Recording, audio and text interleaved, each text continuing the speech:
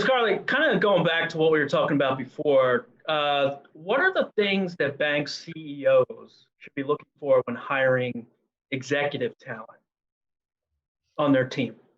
Yeah, so there's a very many answers to that question, right? So especially if we're looking at it from the digital lens, which is um, I think the most important thing is having a clear idea of who it is that you are and what makes you unique. That's one thing that we do consistently whenever we engage a new client. One of the first things that we do is try to understand through a lot of questions and feedback what it is that makes that bank or credit union in this case, whatever, unique to them. And a lot of people will say, oh, it's our customer. We focus on our customers, but everyone kind of says that. It Yeah. definitely has to be um, a bit different and tailored to each individual. So we have buckets for our clients here at CCG, and we do that because we want to make sure that we meet them where they are and provide them value in a way that makes sense for them.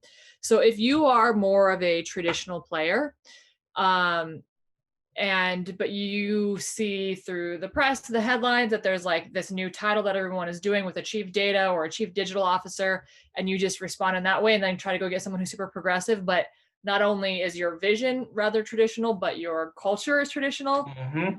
not going to work super well, right? Nope. So on the opposite side, if you are truly one of those progressives or want to become one of those progressives, you have to look for that progressive Mm-hmm. talent. Now, with as in everything else in life, there is a balance. So that does not mean you should only go hire a bunch of progressives, but it's having that right mixture.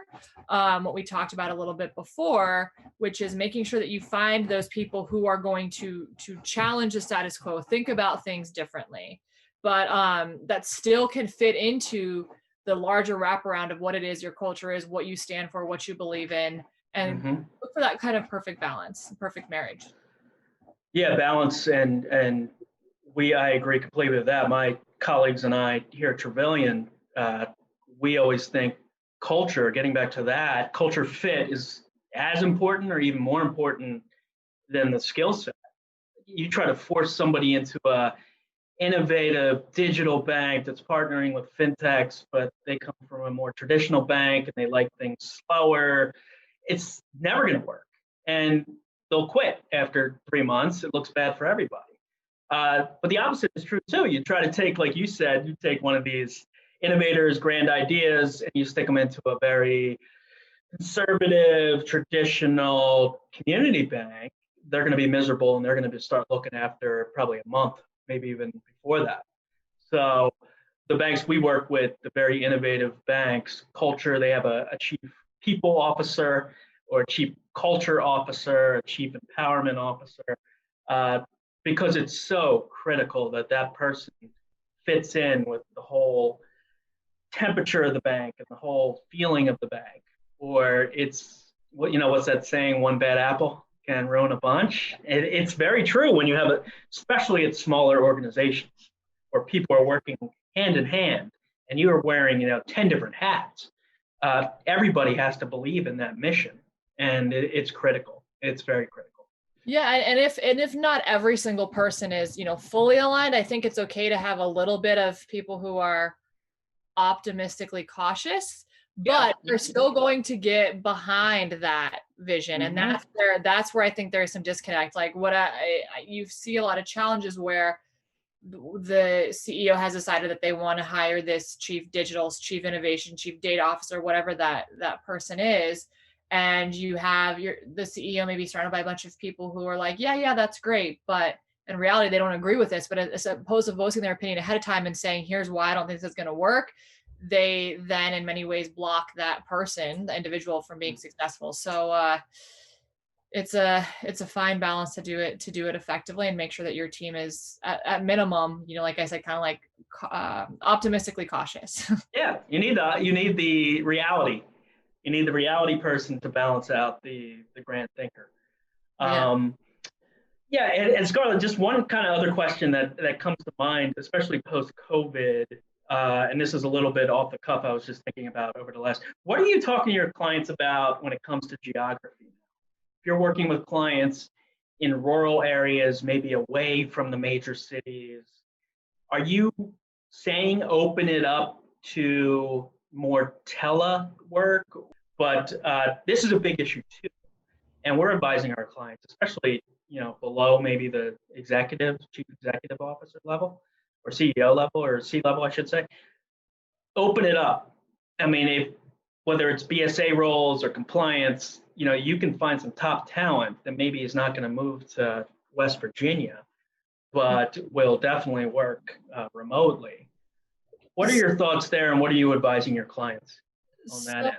So yeah, I think that type of question would fit into a lot larger conversation that would be had with our clients. But what I would say to you is, it's dependent on the client. It goes back to what we've been saying, right? Which is, if they are an organization that is a bit more progressive, they're probably going to be doing more things digitally anyway. So having that talent who's not in person with them would make a lot of sense.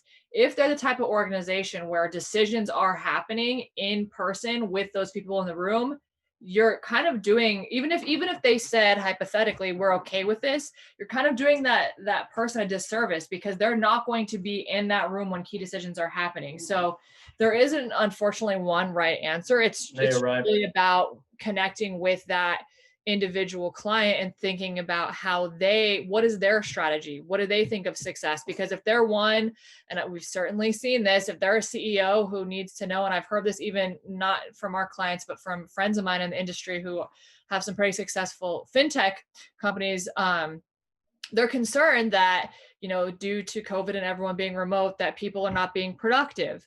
So it just really depends on who you are. And by the way, there are ways to measure that. And it's about, you said this actually earlier on, and I forget the context, but you said the word empowering. It's about empowerment. So if you are a bank that empowers your people, you trust your people, then this idea of digital, I think, makes a lot of sense. And you could get some really great talent that you probably wouldn't be able to get to before.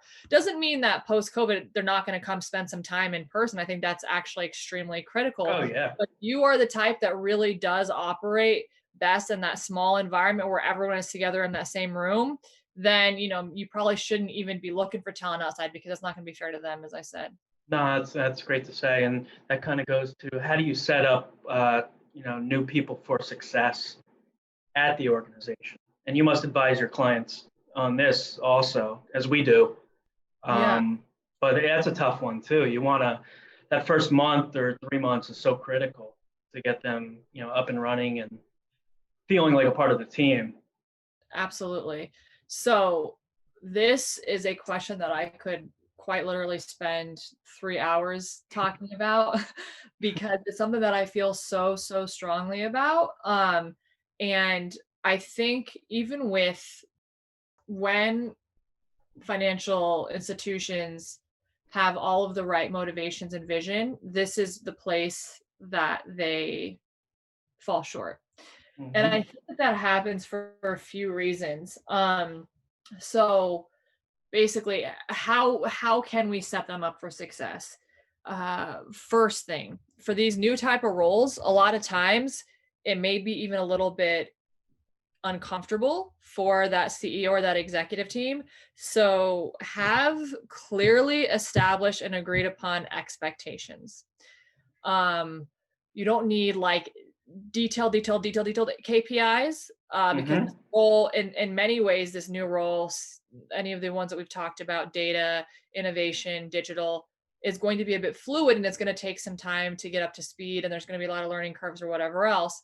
But if you have that clearly identified, you're on the same page of what your expectations are, what does success look like in a year, in 2 years, and 5 years, extremely critical. So I'd say that's number one. So that way they can see the light at the end of the tunnel, because these people, this job, even if you're an innovative bank, it's still hard to come in when you're not part of that circle, especially if you have a bunch of executives in there for a long time. Being the news on the block is never easy. So I'd say that's a key component. The second one, we just mentioned it a little bit, which is about getting the rest of the buy-in from the team. making sure that they're on the same page at the high level of what it is that your goals and what you're doing, and that they are going to enable and support this new leader or these new leaders for success. Certainly, Mm-hmm. it's always okay to challenge them and to do whatever else, but you're on the same team, you're in the same boat, rowing in the same direction. And too often you see one group paddling towards the front, the other one's like, no, no, no, we got to go back to the place we just came from. It's like, no, no, no, Mm-hmm. no, we need to be going in the same direction. Maybe it's not here versus here. Maybe we go this way where it's some type of a combination, but you got to be in the same boat, rowing in the same way. So I'd say that's the second thing. The third thing is resources. Now, Mm-hmm. resources can mean a lot of different things, and it's very challenging, especially for these smaller institutions. Resources and budget, of course, are limited, and I understand that. And so many times, clients talk to me about the fact that how are we supposed to compete with a Chase who has $1 billion+ technology budget? Like, how do we even compete in that same landscape? Mm-hmm. Well, you don't. You think about it differently, and you think back to what we talked about before. What makes you unique? How can you own a very specific part of that market and then grow Mm-hmm. scale? So back to the resource thing, we're not talking about a bajillion dollars. Like, it's just you're going to provide that person and set them up for success. So it's so often that I see this type of title coming in and they just give them their own head count. Oh no, we'll eventually get to your extra head count, or you can use resources from all different areas of the institution. All of that is so great in theory, but like just does not work in real life. If Mm-hmm. any of you have an example of that working in real life, please share it to me. I have yet to I encounter it. don't. Yeah, I I certainly don't. don't either. Um, Mm-hmm. so I think that is so crucial. And it's like I said, it doesn't have to be a really big budget, especially if on step one you've agreed on what expectations are. Maybe it's just very minimal movement forward. Maybe you've set them up to try a few things and we're gonna test 5 different things. And if one of them works out, we're great. Um, Mm-hmm. but you need the resources to do that, whether it be freedom to not have any KPIs for 6 months, whether it be having a head count of 2, like whatever that is, or an X amount of budget to go partner with fintechs to test things out. Like, you Mm-hmm. need to set them up for success. So I would say those are probably, without me going into a 3-hour about this, probably the three key things that I would say.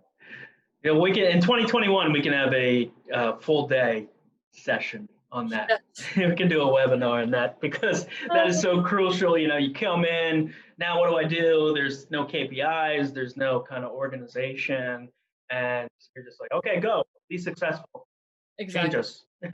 So on that, Keith, it made me think of something else like related to that, which is setting them up for success. So from your side, and we talked a little bit about, you were asking me about how I thought about what CEOs are looking for. What are the skill sets? So as time has evolved and these kind of new, more innovative Mm-hmm. titles are coming out there, what are the skill sets that your clients, your bank clients, have been asking for, moving into next year and even currently? How has that changed from a year ago?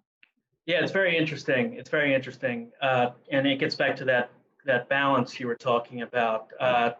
The and the different kind of maybe tranches you put your clients into. We try to do the same. The innovative, I hate to say non-innovative versus innovative, but whatever, the disruptors, uh, they're looking for people who have knowledge of the fintech industry, people who understand the language. How do these fintech technologies fit into their strategy? Because you almost need that interpreter, we call it, somebody who can speak with the fintechs and then interpret it back to the more traditional bank into the overall strategy. Because the worst thing you can do is say, okay, this is our kind of brick and mortar strategy, and this is our digital strategy. It has to be from the customer point of view overall. But somebody who can speak to the CEOs of the fintechs, understand what they're trying to do, dive a little bit deeper into the technology, but also kind of relate it back to how it's going to fit in with the chief risk officer and the chief compliance officer at the bank, and that's really tough to find. We're seeing more of that. The chief compliance officer I just placed at the Innovative Bank in the Northwest was somebody who had that fintech background in compliance also. working with different fintechs in Utah, with the state of Utah, and also has that banking background, so understands both of it. So it's I'd like to say unicorn maybe. Finding that talent that has both is very hard to find. But here at Travillian, we focus on those innovative banks and try to locate and help those banks find that talent, because it could come from out of the industry. It could be at a fintech that spun off from a bank. I'm thinking of Encino right now. Encino down in North Carolina, which went public this year. I'm thinking of Numerated up in Boston, where that talent spun off. So it's locating that talent and trying to figure out, kind of get that balance of experience that has both. And it's tough to find. And that's why we pride ourselves on finding and locating that talent. So, and that's really interesting. And it's because, like you said, it's that I liked the word that you use, interpreter. I would say bridge builder, but same concept. Yeah. It's like these two areas fundamentally operate in such a different landscape, the way that they work, the way that they speak. And so having someone who can seamlessly transition from back and forth, it's kind of like right brain versus left brain. I'm being a little bit too literal, but you get what I'm saying. Like, that is definitely a hard thing to do, to be successful in both of those things. And I would probably say, and I'm curious to see what you think, but the ones who gravitate a little bit more towards the banking, a little bit less towards fintech, but can still speak the fintech language, because you made that a point a little bit earlier. Whereas if they're too fintech heavy, and they don't do enough of the banking, it's going to be very hard for them to be successful in that institution. And it's pretty common and normal for the bank to say, oh, well, here's X successful fintech, let's go try to get the talent there. But if the talent has only known tech, you really got to think about what we talked about before, which is setting them up for success in an environment as different as a bank.